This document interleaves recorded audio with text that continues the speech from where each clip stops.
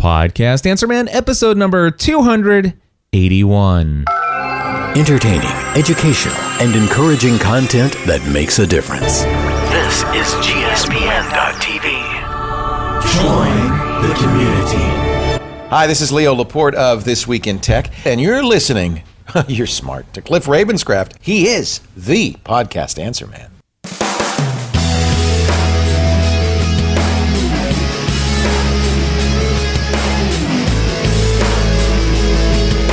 Well, hello everybody, and welcome back to another episode of the Podcast Answer Man. Cliff Ravenscraft here, and this, my friends, is the podcast about podcasting, helping you take your show to the next level. It doesn't matter if you're a brand new podcaster, if you have been podcasting for many years, or you haven't quite yet recorded that first episode. There's something we can all do to take our show and our lives to a whole new level. Wait a second, did I just say a whole new level instead of a next level? Maybe I should get one of those pre-recorded, professionally produced intros.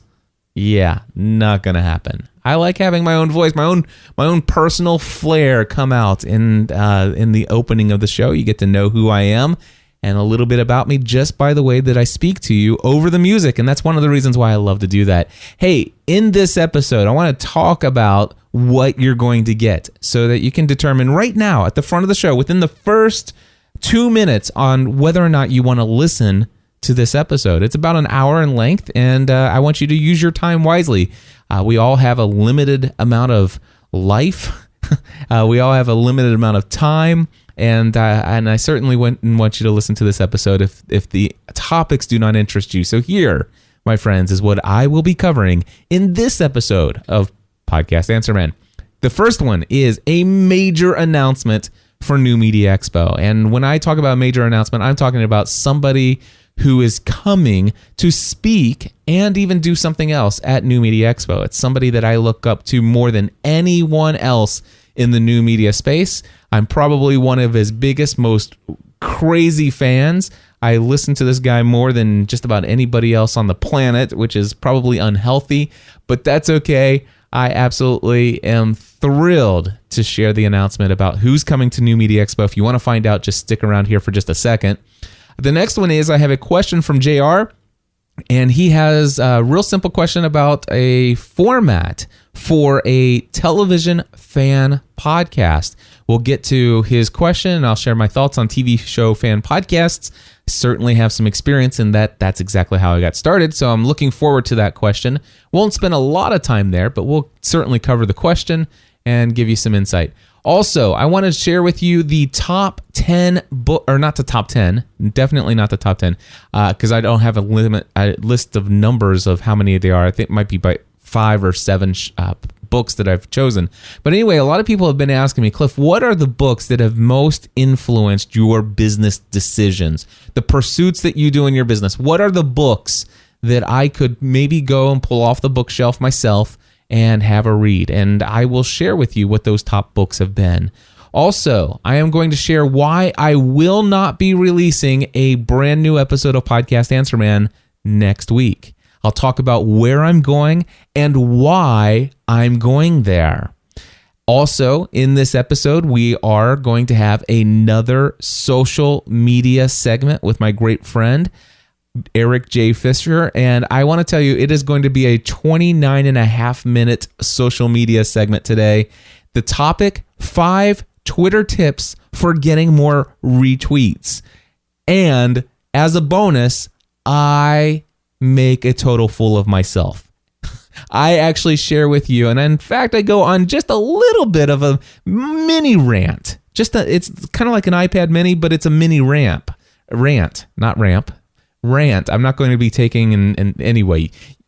I'm going to go on a rant. If you want to hear me make a fool of myself, probably sharing too much of whining and belly aching and complaining about my biggest, most greatest Twitter pet peeve these days, yeah, I'm going to share it. And I go into detail and I continue to go on and on about it for a few extra minutes than probably anybody wants to hear. But that's going to be included in my social media segment. If you want to find out what my number one Twitter pet peeve is, stick around for that. And then, of course, I'll close out the show with some ending announcements. That's what's going to be in this episode. Let's get right into it, though, because my social media segment is so long, I've got a limited amount of time to get through all of these items. I want to start off with the big announcement for New Media Expo. My friends, you heard his voice at the opening of the show today. Leo Laporte is coming to New Media Expo. And, if you don't mind, I am going to pat myself on the back right here. For those of you who are watching live, I am patting myself on the back because this was no easy feat. It was not. Here's the deal. Leo Laporte had openly, publicly said, and I actually heard him say it on, I think it was the Daily Gizwiz with Dick DiBartolo on that show.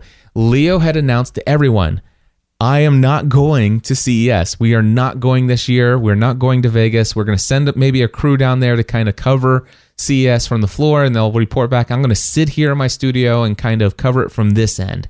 But he, last year it cost a lot of money for them to go down there to set up that live stream, and not to mention that just the big crew that they took, just everything. And I think he just needed a year to relax and just kind of take it easy and stuff like that. So when I reached out to him on behalf of New Media Expo, the very first response that I got to the request to have Leo come and speak is no. It was no, we're not interested.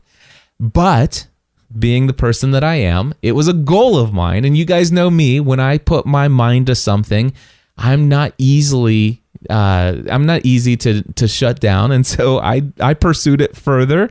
In a very, very patient and in a good diplomatic manner, but I did not let it go. I followed up with a couple phone calls. I followed up with a couple emails, actually quite a few emails, and then a couple more voicemails. And finally, after making some great negotiations and stuff like that, I can now confirm with you. It is a guarantee, and actually, Leo's very excited. I want to let you know that he wasn't not interested because he just wasn't interested in New Media Expo, and he just didn't want to go to Vegas this year. That was the thing.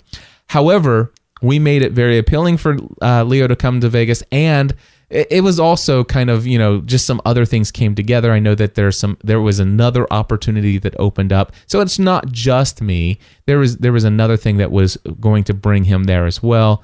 And the two things lined up together, and the fact that I didn't give up, I can now confirm to you, Leo Laporte is coming to New Media Expo. He will be there on Monday, January 7th. And he will actually be in one of the keynote sessions of the event. There are 3 keynotes during New Media Expo. Almost said Blog World, but there will be 3 keynotes, and the keynote session is where it's the only session. It's in the big room. It's in the big hall where every attendee will be, and Leo Laporte will be there on January 7th at 4 p.m. And I'm not going to talk about the format of that because there are still some negotiations with some other individuals that shall not be named at this time.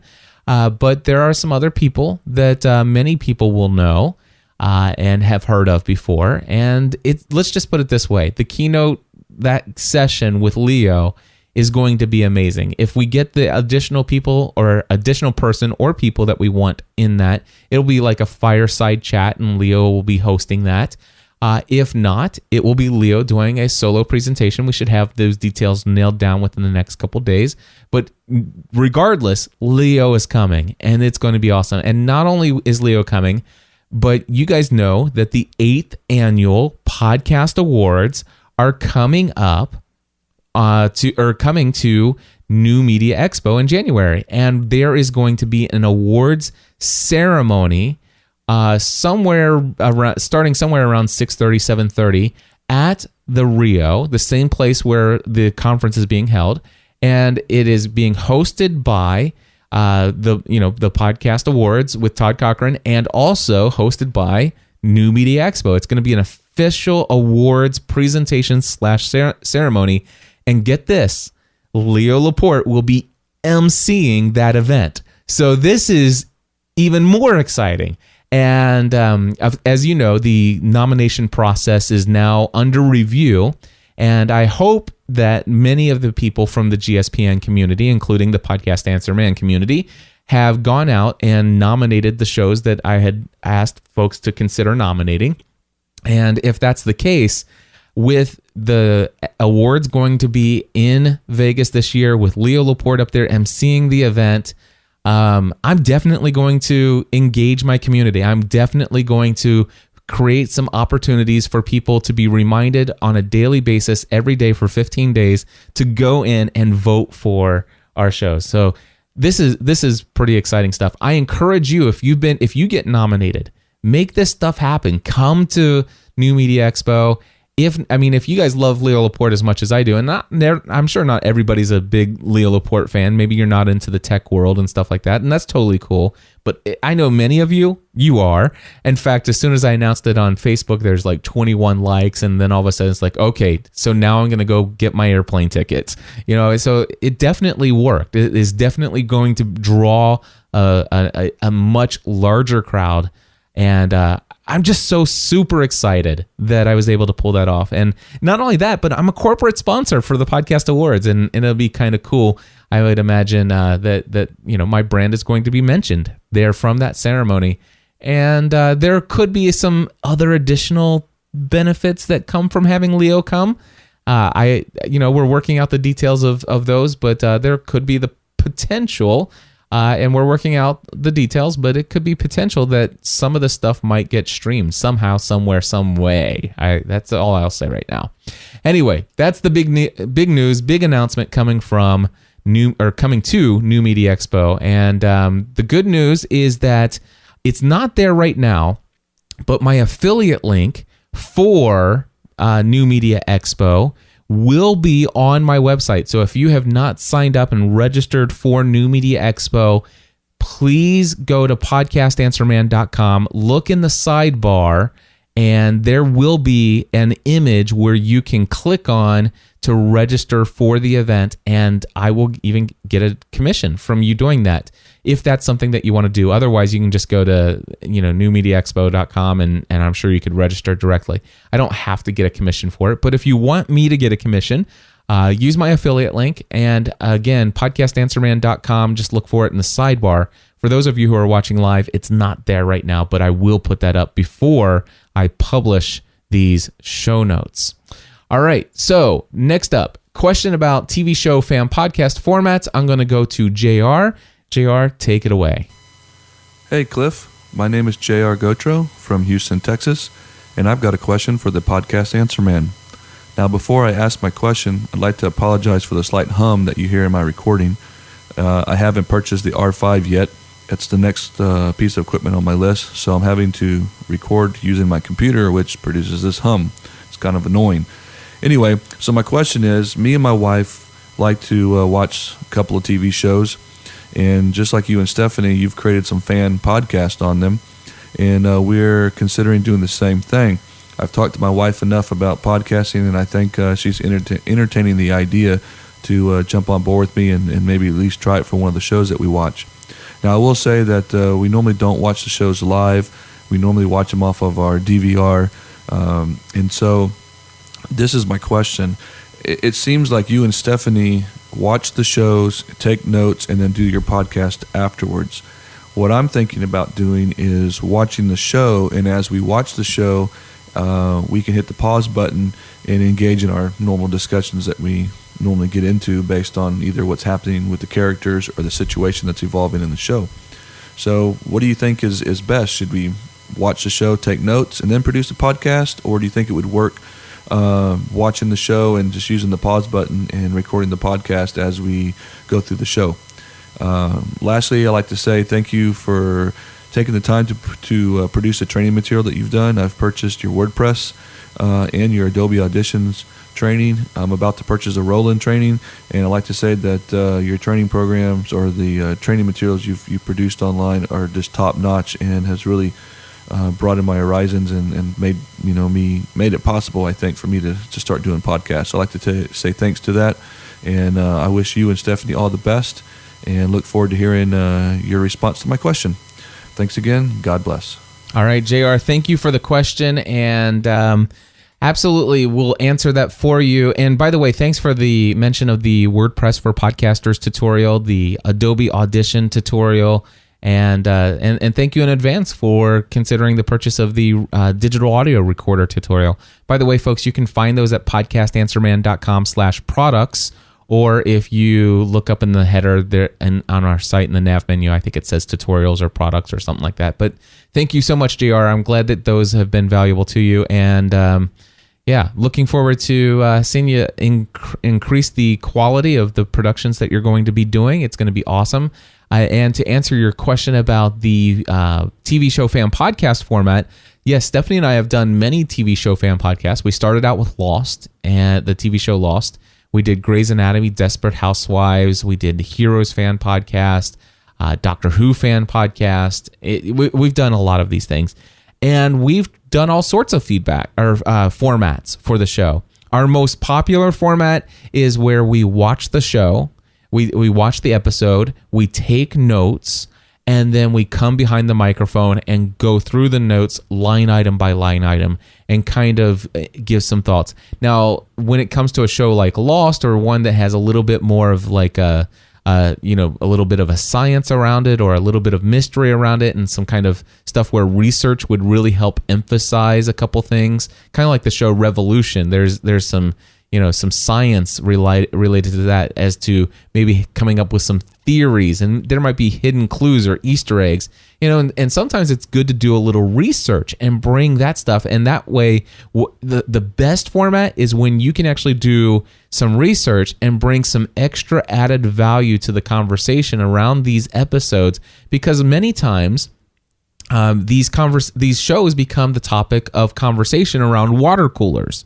Now, what I mean by that is people go to work the next day and kind of talk, hey, did you see what happened on insert name of show here?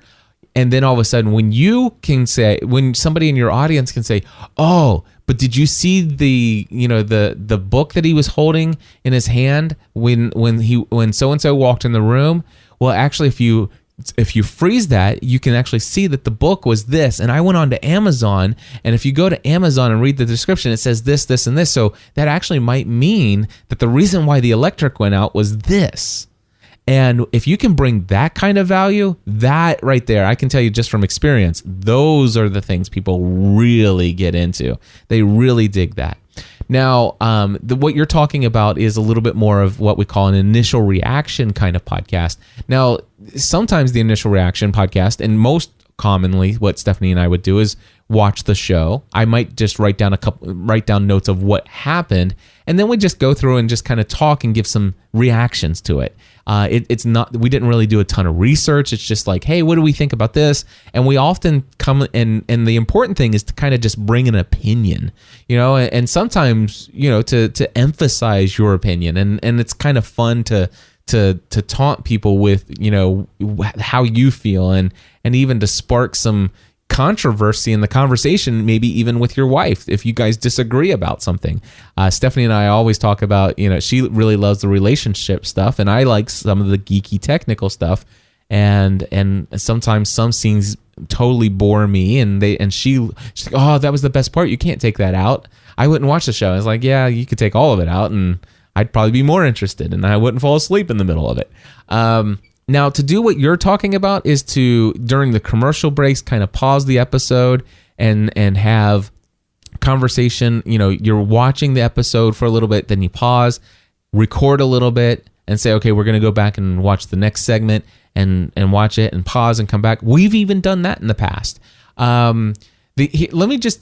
And by the way, that's perfectly fine. It's very close to initial reaction. And sometimes there are people who, by the way, there's going to be people who really like the initial reaction kind of stuff, that format. There are going to be people who really dislike that. And by the way, the people who really dislike that, they're going to email you.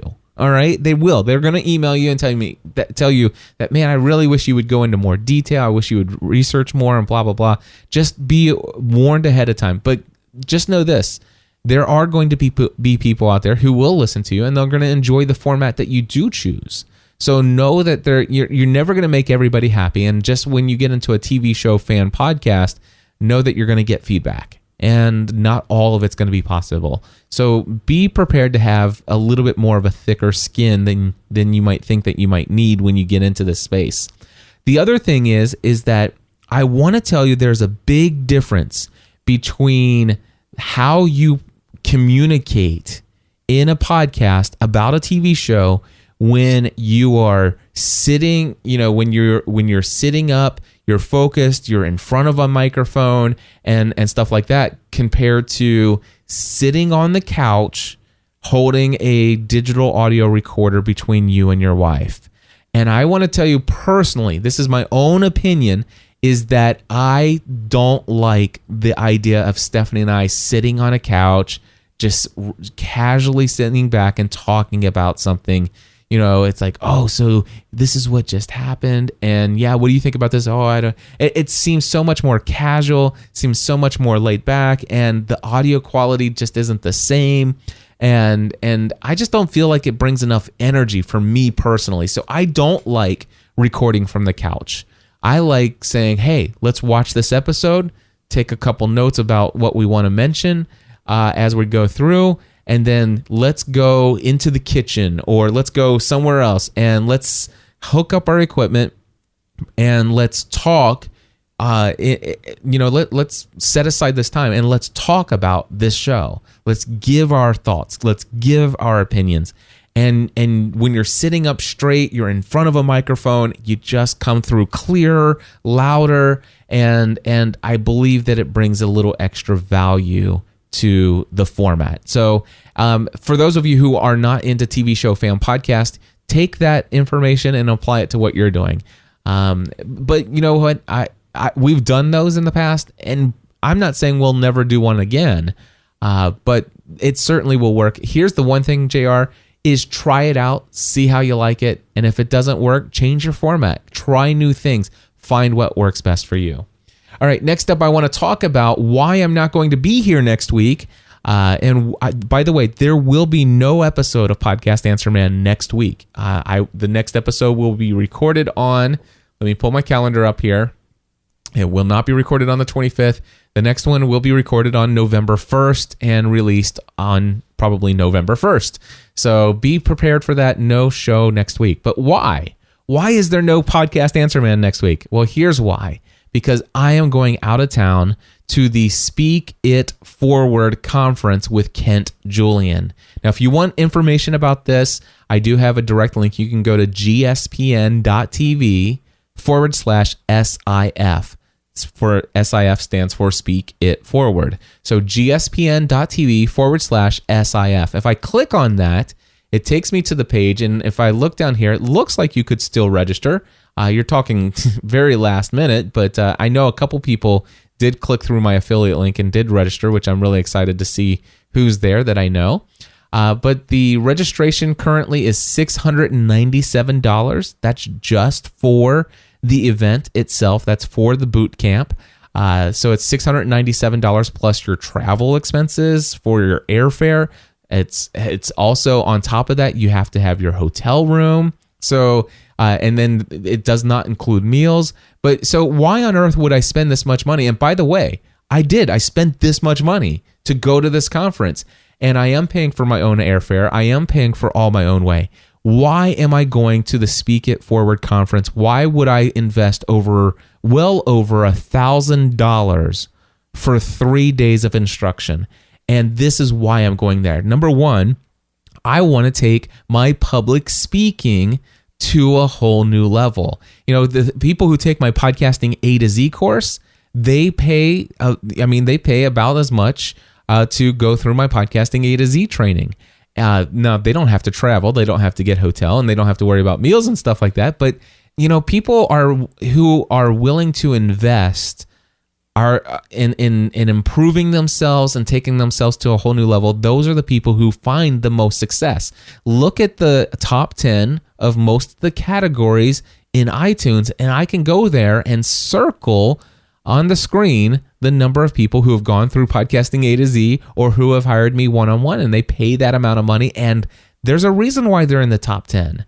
And there's a reason why I want to go and learn from somebody who is a professional speaker, who a ton of people that I admire and respect, who have influenced me in such a way that Kent Julian is somebody who is an authority in the area of public speaking. Now, also, Michael Hyatt is an authority in this area as well.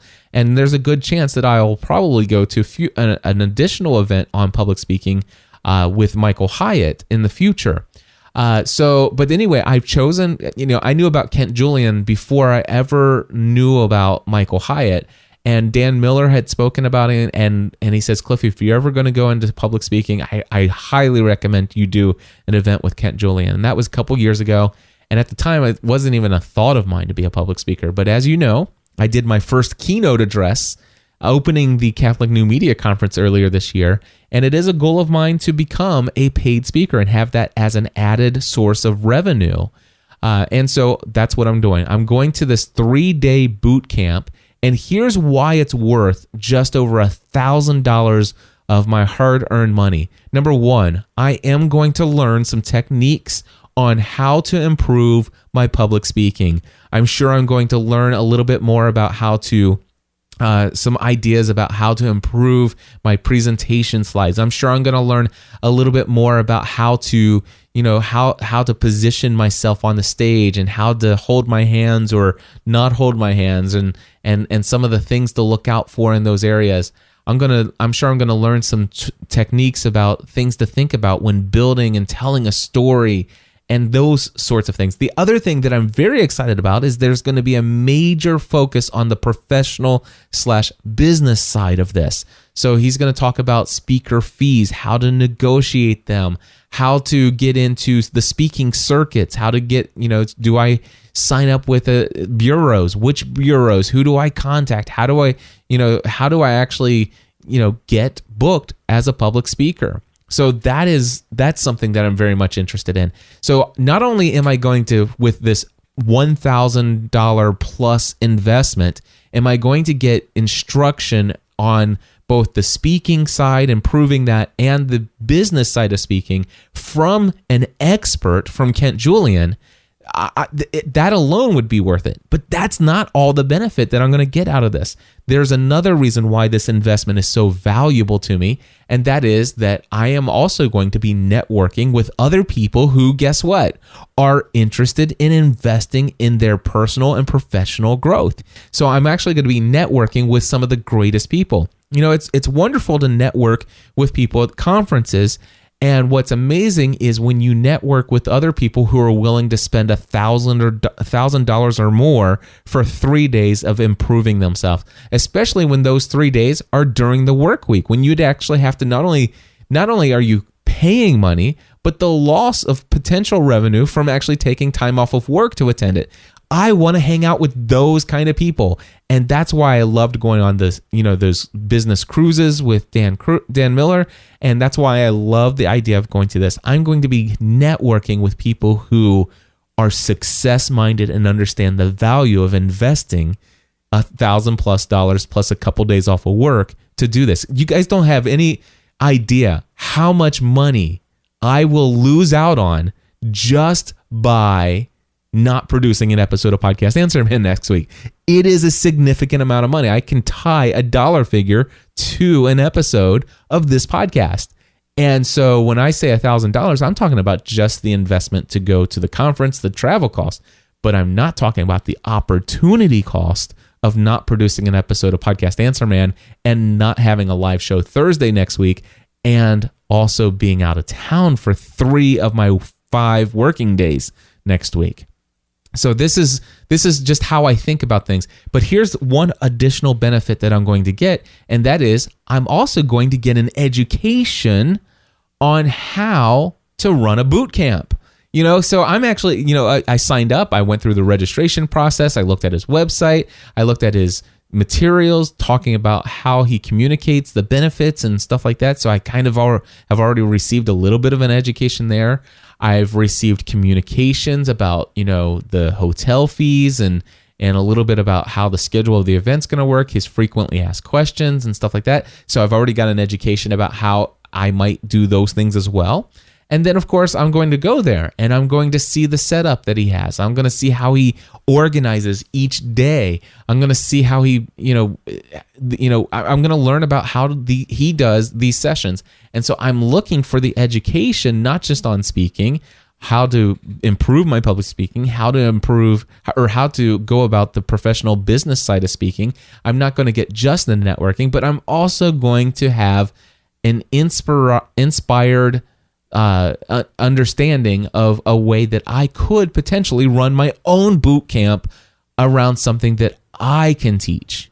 And so it's a live event. I want to go to it. I'm looking forward to it. And that's where I'll be. And that's why I won't be here next week live, and I won't be producing another episode of Podcast Answer Man. And the question is, well, couldn't you just pre-record another episode? Yeah, I could. I don't have a time in my schedule to do that. I believe it or not, I'm super focused, and I've got my days planned out, and I've just decided that, yeah, this is quite of an investment. All right, I know that we're going to be just over an hour now, but I do want to quickly list for you the top books that have influenced my business pursuits. And I'm just going to list them out. I'm not going to go into great detail about them. I'll just give you the name of the book, the author, and just a brief description of why. 48 Days to the Work You Love by Dan Miller. This was the first real business book that I purchased, and it helped me understand that work, getting paid is not the result of doing work that you hate. And for some reason, I had this mindset that I only get paid to do things that I hate. Why else would people pay me? And also, it helped me understand that you could actually do work that you love, and you could get paid to do what you love. And I think it was through that book where I kind of got the understanding of the different elements of a person's life, and how it's where I got the mindset of hey, a successful person is the person who, when you look at their lives on a daily basis, you can't really tell if what they're doing is work or play. For Podcast Answer Man, this is just as much play as it is for work for me. I find this just as relaxing and enjoyable as I do it being quote unquote what I used to call work. And now when I think of work, I don't think of work in negative terms anymore. 48 Days to the Work You Love was critical in helping me have a paradigm shift in the way that I think about work. And now I could not imagine doing work that I don't love, that I'm not passionate about. And I could never settle for less than meaningful, purposeful work that taps into my greatest gifts and abilities. 48 Days to the Work You Love by Dan Miller. How to Win Friends and Influence People by Dale Carnegie. My only regret is that I've only went through this book once, and only in audio format. I do thankfully have it available on my Kindle. I have purchased it in the Kindle format, and I look forward to going through this book again. But I can tell you, when I did listen to the audiobook, I rewound section after section after section and listened to it, making sure that I didn't miss anything along the way. This book, How to Win Friends and Influence People, I believe is a must-read for everyone, especially a podcaster who has any interest in building a community around their podcast. The next book, Think and Grow Rich by Napoleon Hill. It took me, I think, almost 2 years to get through this book. It might have been longer, and that's just because I had some preconceived ideas about people who, talk about New Age spiritualism and stuff like that, and they start talking about the ethos of the universe and the universal consciousness, and there are some things in there that he attributes to a higher power but doesn't attribute to God, and I've really overcome a lot of that, and I believe that all truth is God's truth, and that there's a great deal of truth, and I would say that I agree with an overwhelming majority of everything I read about in Think and Grow Rich. I don't agree with everything. There are some things that I very much disagree with. But overall, that book has some amazing principles that I've applied to my life and to my business and to the way I think. And I can tell you right now, I am much further along in the success that I desired than ever before. And had I not read that book, I would not be where I am today. I can tell you that. Think and Grow Rich by Napoleon Hill. The next one, Secrets of the Millionaire Mind by T. Harv Eker, E-K-E-R. T. Harv Eker, Secrets of the Millionaire Mind. This guy is a little bit, so this guy's a lot arrogant, and he's very opinionated, and he'll say some things that are pretty strong and stuff like that. But if you can overlook some of that, and most of it's midway, even further on into the book, the opening chapters on this literally changed my financial situation almost overnight. In fact, it did. And I don't have time to go into it right now, but let me just say the opening of this book talks about a formula about how we feel determines how we think, and how we think determines how we act, and how we act determines our results in life. And we can actually change how we think by changing what we think. And it sounds crazy, but if you read the book, it makes tons of sense. And every single person that I've ever referred this to who reads this book, they're like, oh my gosh, I wish I would have read this a long time ago. Secrets of the Millionaire Mind by T. Harv Eker. Rework, it's R-E-W-R-O-R-K. Rework, all one word, by Jason Fried, and it's F-R-I-E-D. Great book. It's super it's the easiest read you'll ever read in your life, and it had an impact because it is just so easy to read and just such amazing, different, out-of-the-box thinking about work. And I only read it once, but I remember thoroughly enjoying it. And if you've ever gone to gspn.tv/overnight, again, gspn.tv/overnight, my greatest, most favorite quote in the world is there. And what the heck, we're over an hour anyway. The myth of the overnight sensation. He says, you will not be a big hit right away. You will not get rich quick. You are not so special that everyone else will instantly pay attention. No one cares about you, at least not yet. Get used to it. You know those overnight success stories you've heard about? It's not the whole story. Dig deeper and you'll usually find people who have busted their butts for years to get in a position where things could take off. And on the rare occasion that it's instant success does come along, it usually doesn't last. There's no foundation there to support it. Trade the dream of overnight success for slow, measured growth. It's hard. You have to be patient. You have to grind it out. You have to do it for a long time before the right people take notice. And oh my gosh, the Rework is a great book. It's got tons of little nuggets like that. Wonderful read. Entre Leadership, E-N-T-R-E, Leadership. Entre Leadership by Dave Ramsey. Great book. Unfortunately, listened to it in an audio version, and I missed probably 40% of the value of reading that book as a result of only listening to it once and not going and hitting the rewind button over and over again. A book that I would definitely suggest reading in Kindle or physical format. Entre Leadership. Dave Ramsey it has some great principles, especially when it comes to business. The next two books, and the final two books that I'll mention, are books that didn't necessarily influence me in how I build a community online, because both of these I read after the fact. These were written after I had already been doing the principles, but these two books actually helped very much solidify in my mind that I was on the right track. And it helped explain why much of what I was doing was actually working. And so the first book I'll mention, or the one book I'll mention, is Crush It. Crush It by Gary Vaynerchuk, Vanerchuk. Gary Vaynerchuk. Crush It is one of them. And the other one is Tribes, Tribes, Tribes by Seth Godin.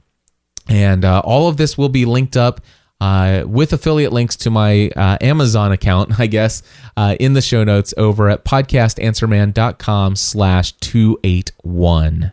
All right, my friends, it is time to turn things over to our social media correspondent, Eric J. Fisher, who is standing by. And Eric, I understand you have some Twitter tips for getting more retweets. Is that correct? We are talking 5 Twitter retweet tips. Say that fast. 5 Twitter retweet tips. Good job. I love it. Hey, so I'll tell you what. Let's go over how. Well, first of all, let's talk about what a retweet is. Okay. I know this is crazy, but just real briefly, what is a retweet? A retweet is essentially a way of forwarding on someone else's tweet. Okay, so basically, in simplest of terms. So if I see something clever that you say, and I want to share it with someone else, and I want to kind of give you credit for saying it, it's like, hey, check out what Eric just said. And basically, there are a couple different ways you can do that. You could use what we started out with, the organic of, the original idea was to old school retweet. We would copy and then paste into a new tweet everything you just said, and then we would put RT:, which stands for retweet, and then we would put at Eric J. Fisher, and then a space, and then basically it would then be whatever you tweeted. That was how we originally started this idea of retweeting. Yes. Now today with Twitter, it's a click of a button, and it immediately, officially does a retweet. Yes, they adopted it, changed it, made it official. Their official version is different, where it shows up as an identical tweet with some kind of a way of marking, depending upon what client you're using, who retweeted it, whether, retweeted by @GSPN or your little, like an arrow and another arrow kind of pointing around in like an almost recycling way. And it says, and then it has your Twitter avatar kind of overlaid or something. Yeah, and many times with these official retweets, and by the way, I despise them. I mean, I literally hate them. And if there was a stronger word than hate that I could use in this podcast, I would. Loathe. Well, that's not even enough. Okay. I mean, extra loathe. It's really bad how much I don't like them. Because here's the deal. I very much control who I allow to have access to my timeline. So who can put stuff there. And then all of a sudden, every now and then, with an official retweet, I'll see a picture in the profile area of somebody I've never seen before.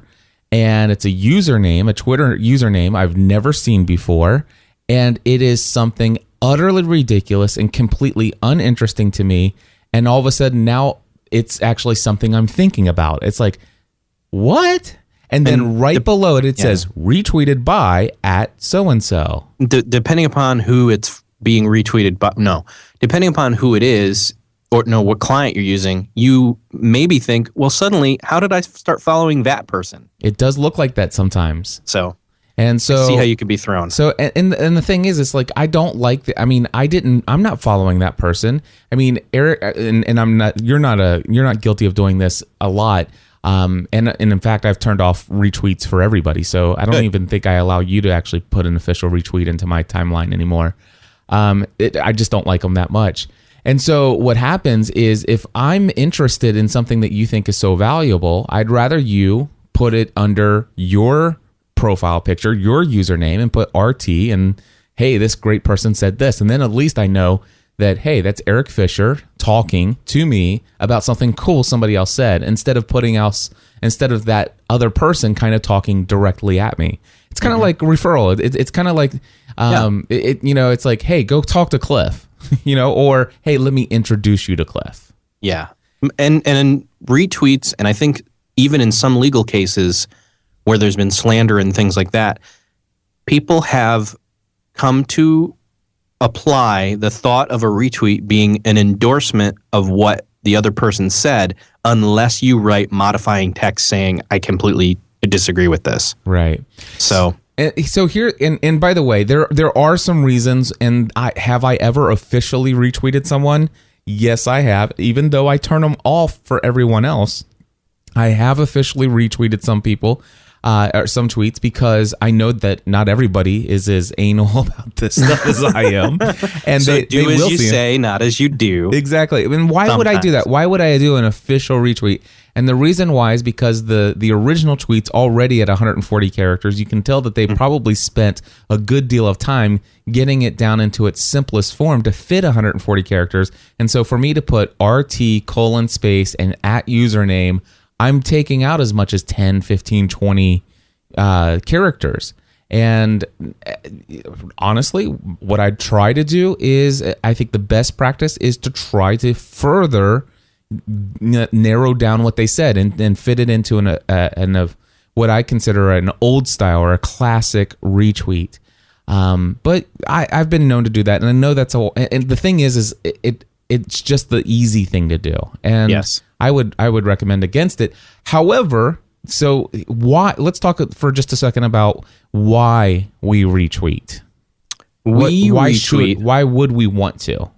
I retweet because I like to pass along other people's tweets that fit what I am doing with my niche or niches or my brand, personal brand, if that's what you want to use term-wise, to my quote-unquote audience.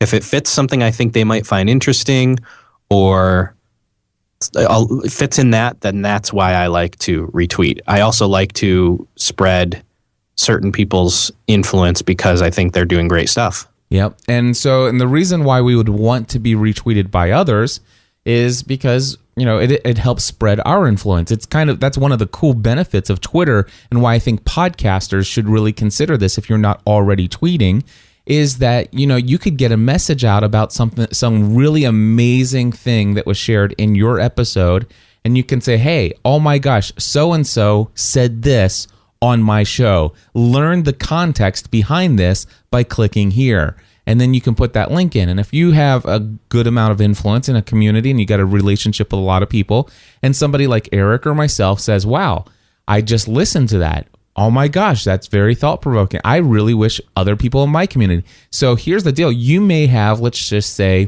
4,000 people who follow you on Twitter. So your Twitter message is somewhat limited in the first degree to the 4,000 people who follow you.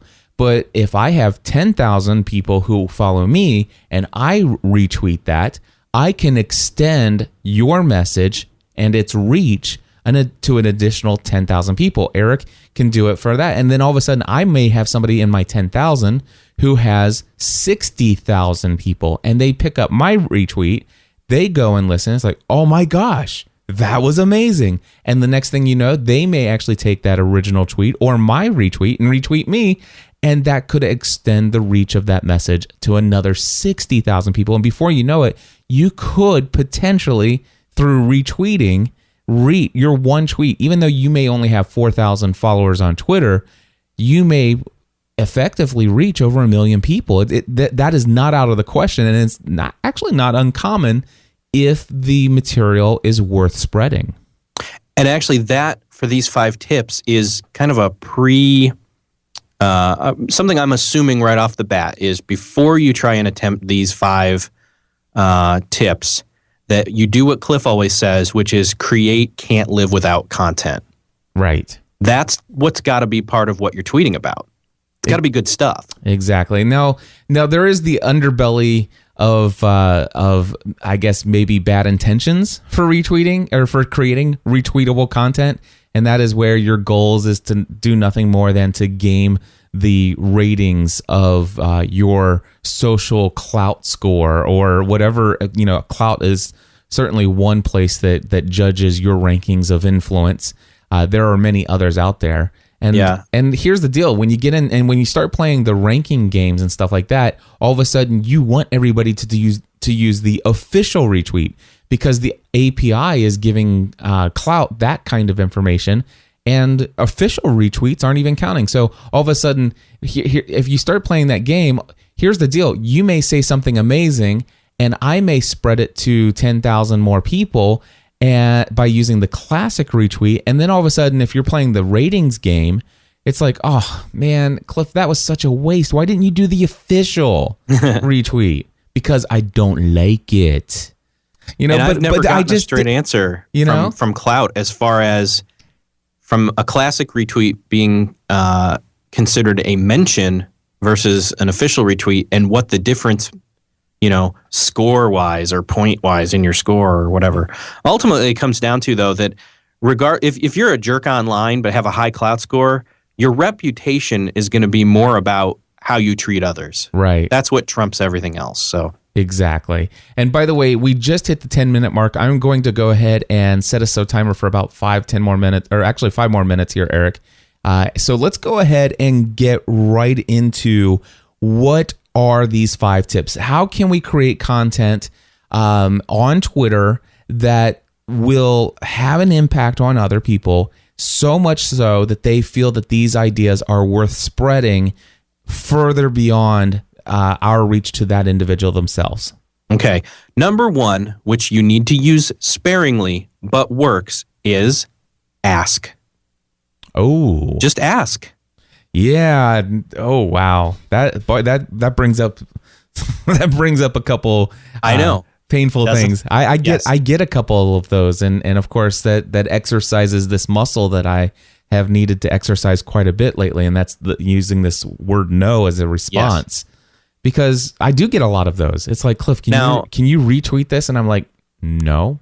And what I'm actually referring to is to actually ask in the tweet, and I don't mean to like, I'm not saying private DM to Cliff. Oh. Hey Cliff, I have a really important tweet I'm about to tweet. Would you mind retweeting it?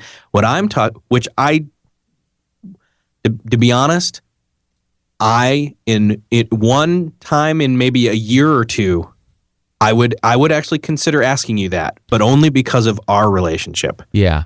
Well, Only on the strength of the relationship would I even do it, and even then, rarely, if at all. Well, here's my thing. If my thinking about this is that if you have to ask, will you retweet this?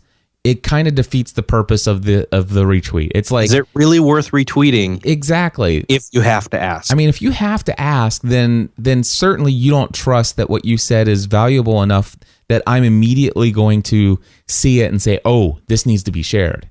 And Right. so, and that's why, by the way, if you see a retweet from me, it means something, because it wasn't because somebody asked me. It was because I think it's pretty darn important. I saw it and I'm Right. like, "Whoa, I'm going to share this. Yeah. I'm going to use one of my tweets of the day, a little bit of the attention grabbing of your attention, and I'm going to use it to promote something else." And that carries a lot of weight.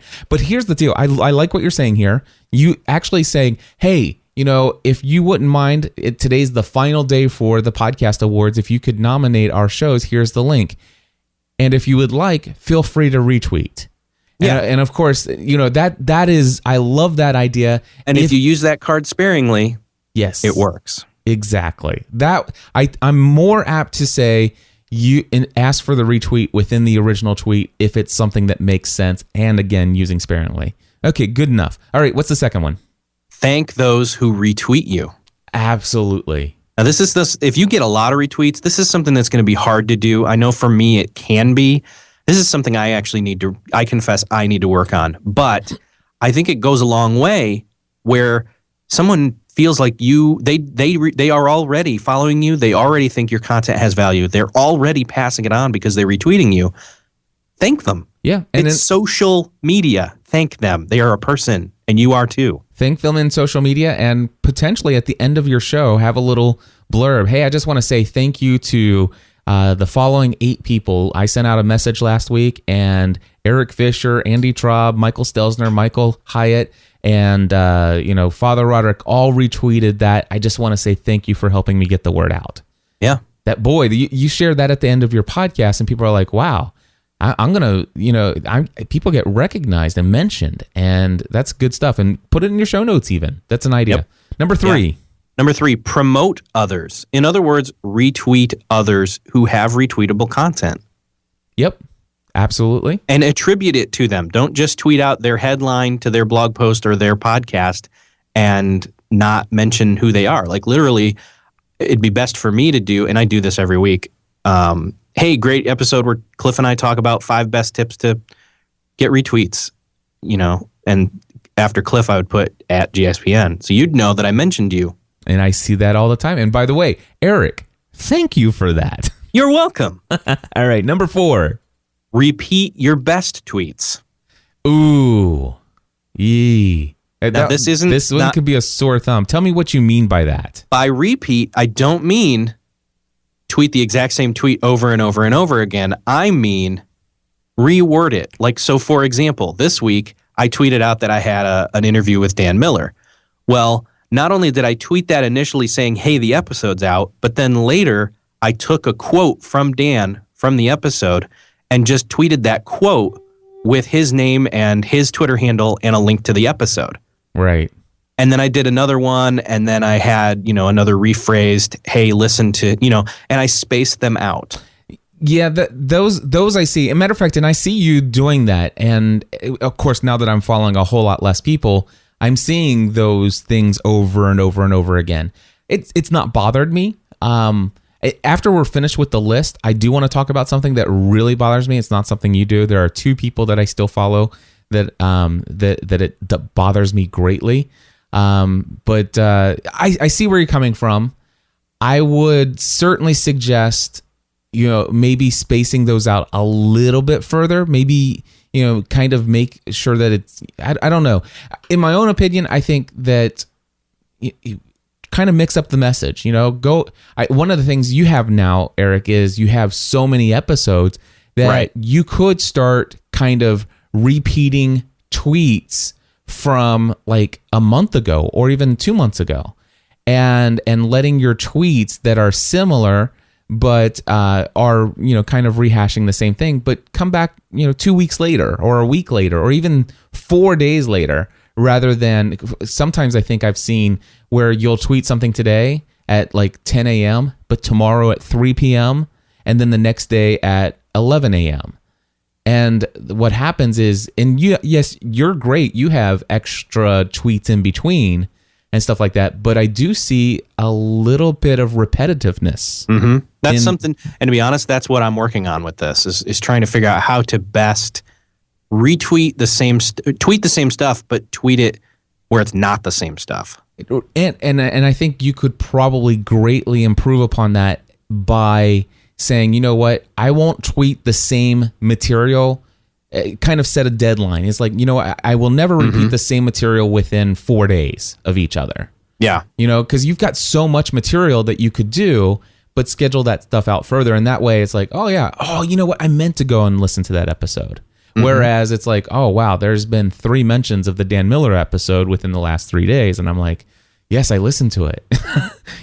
I'm what I'm saying. I don't mean to. No, I totally get what you're saying. No, it's not. That's where, because you're, like I said, you're one of, less than 100 people that I follow, and I'm seeing those come through. And I think it's great that you're promoting, and you're doing an excellent job. Matter of fact, it's about how to strike a balance between you have this brand new thing that you really are proud of, yet don't slam people over the head with it. Well, and the thing is, and it is working, because the other day you tweeted about Dan Miller, the Dan Miller interview, and I clicked through the Twitter link, opened up your site in my browser, and clicked play and listened to the entire interview through the HTML5 player before I actually opened up Podcasts for the next time to let it download that episode.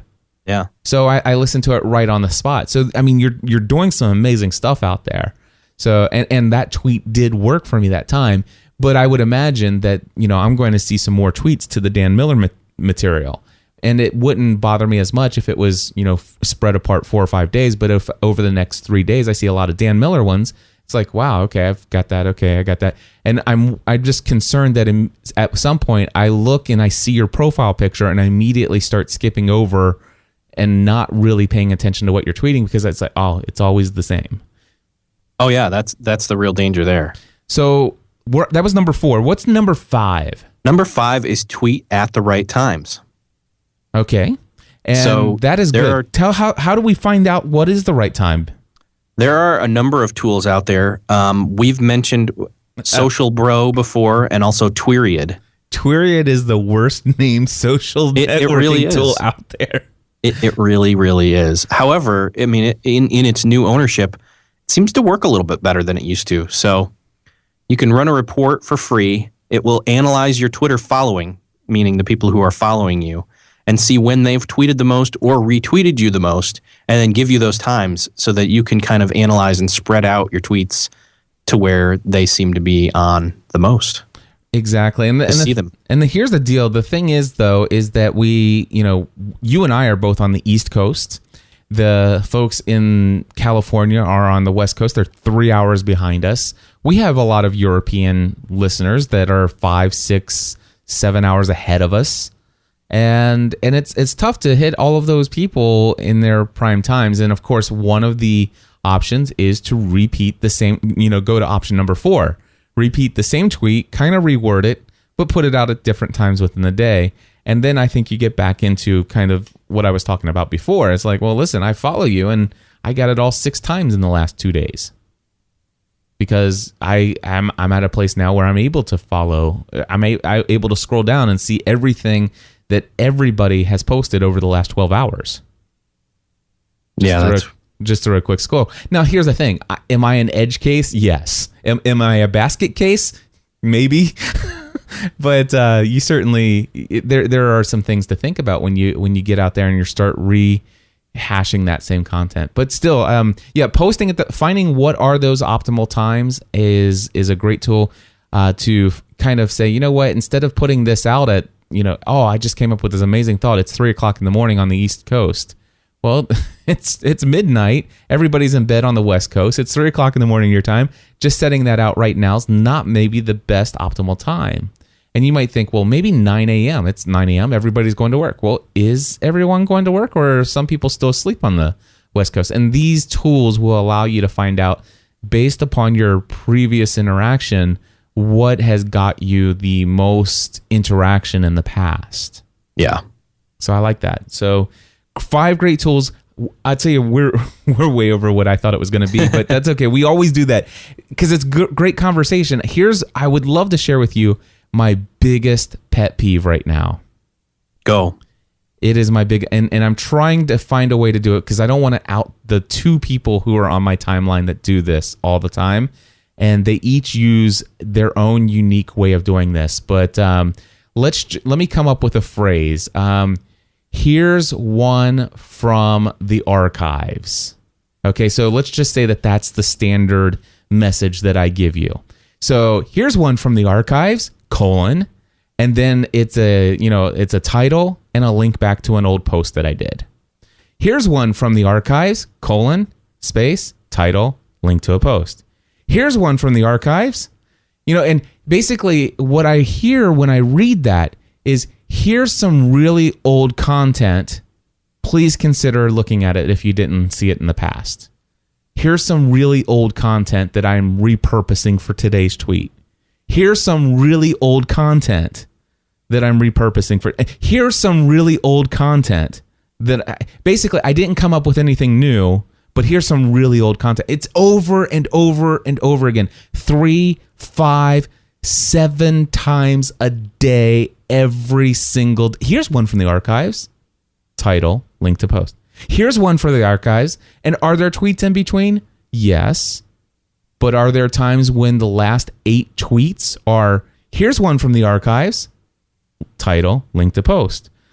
It's just over and it seems like it's all super automated. Like they're using the buffer system and they're buffering 5 times a day, every day, and they've probably got the next 90 days buffered out. I mean, that's what it looks like. And all I'm saying is that I am not opposed to pulling stuff from the archives, putting a title out there, mixing it up a bit, and putting a link to an old post. Nothing wrong with it. Just drop the message in the beginning that says, here's something old from the archives.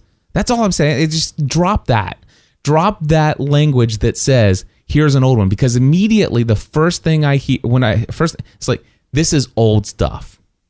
It's like, it doesn't, you don't have to preface it. Just say, just come up like kind of what you were saying before, take an old tweet, retool it just a little bit differently, and put a link. Maybe that was a year ago when you posted it. Maybe it was 7 months ago. If you think it's worthwhile for us to read today, don't tell me that it's an old, archaic post that you did 9 months ago. I don't need to know that. But so basically what I'm saying, I'm seeing the same words over and over and over again. Here's an old one from the archives. Here's an old one from the archives. Do you ever do anything new? I mean, that's what I'm getting. And it's just gotten to the point where it's just like, I see that over and over again. And I want to unfollow these 2 people because I just don't like reading those phrases over and over again. Yeah, I've seen that happen, and I'm wondering if there's a good way. Well, you just gave a good way to do that, so. Yeah, I mean, just what's the title of the post and the link to it? I mean, if you're not, I mean, obviously you don't want to relink every single day to the same posts, and these people are not.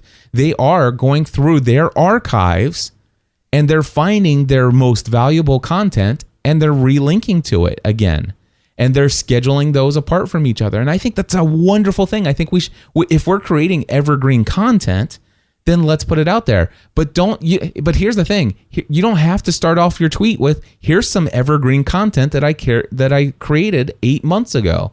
Just here's a content I created. Here's a link to it. Yeah.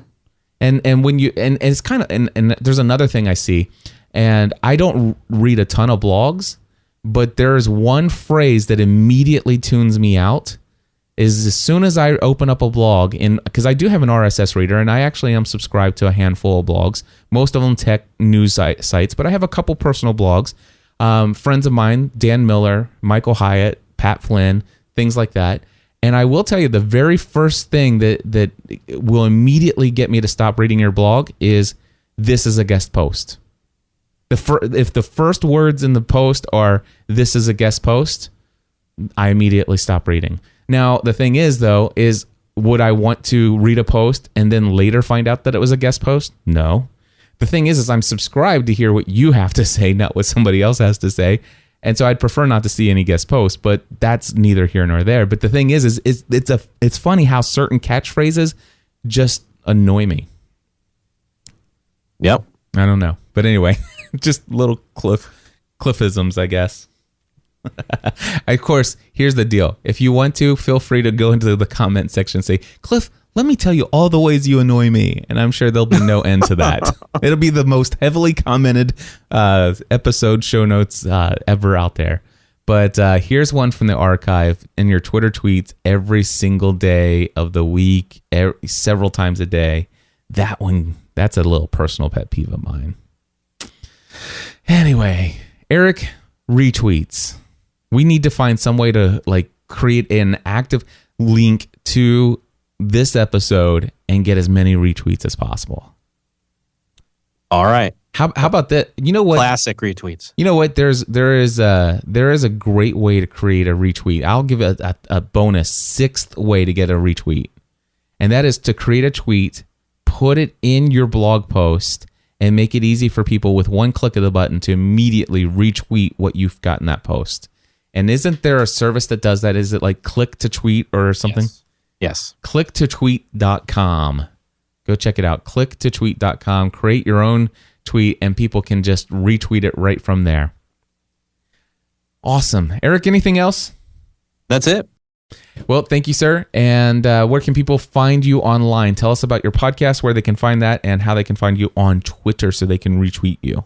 Start with Twitter. Go twitter.com, Eric with a K, letter J, FISHER. And the podcast is beyondthetodolist.com, where, yes, I will repeat it, I had a really awesome interview with Dan Miller this past week, and I'm actually giving away his book. So go check it out. Awesome. And that is at beyondthetodolist.com/Dan Miller. And it is an awesome interview. Loved it. Thanks a lot, Eric. Thank you. All right, my friends, that is going to wrap it up for this episode of Podcast Answer Man. Oh my goodness, I know. Longer episode than normal, but hey, we're off next week. Don't forget that. We are going to be, I'm going to be taking a week off and going to miss you guys, but I'm going to have a great time at the Speak It Forward conference. Make sure that you go over to podcastanswerman.com, get signed up for New Media Expo. Again, I'll have the affiliate link over there. You'll see a big banner image that says blog or New Media Expo. You can click here to register or whatever. That'll take you right there where you can get signed up right away. Also, want to say thank you to those of you who have used my Bluehost affiliate link. You can find that at podcastanswerman.com/hosting. You can find it on my resources page, and you can find it probably in the sidebar somewhere on podcastanswerman.com. But anyway, I want to say thank you to irishfootballnation.com. That's irishfootballnation.com. And the other domain that was signed up using my affiliate code this week is ChristianFamilyWorld.com. ChristianFamilyWorld.com, IrishFootballNation.com. For those of you who are behind those domains, thank you so much. I get a very, very generous commission from Bluehost. When you go through my affiliate link, I get an immediate notification, and it just it puts a smile on my face. So if you guys are out there looking for new hosting for your podcast, for your blog, just go check it out. And podcastanswerman.com/hosting is all of my thoughts on web hosting. Reminder to also check out B&H Photo. If you are looking for equipment for your podcast to take your show to the next level, obviously I have an entire list of the equipment that I use over at podcastanswerman.com/equipment. You could buy my entire package, but if you don't want to, individually down below the packages are the listed pieces of equipment, and of course each of those links are affiliate links to B&H Photo. If you just want to search for your own equipment, maybe you want to buy something different than what I have listed, there's a banner for B&H Photo on the right-hand side of my website. And if you click through the banner for B&H Photo, it will take you directly to the B&H site. Anything you purchase within 24 hours of clicking my link, I also get a very nice commission on that. So thank you all so much. That is going to wrap it up for this episode. I can't tell you how much I love this community. Every single week I'm blown away by the feedback that I get from you. Thank you for it all. If you want to call in for a future show, ask your questions, do that today.